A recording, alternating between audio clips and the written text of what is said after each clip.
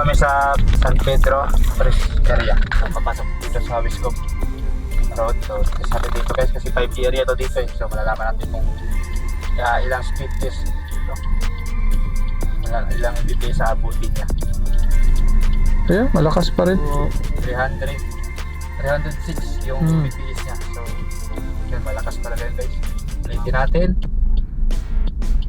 So, ayun. Ganun pa rin. Lakas talaga. Mas lumakas lalo.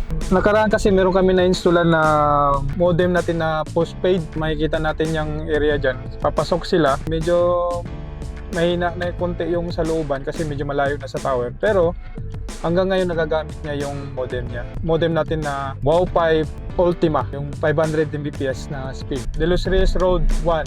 Yan, 5G po yan hanggang Coliseum. Kasi itong Wow5 Ultima natin is up to 500 Mbps naman ito.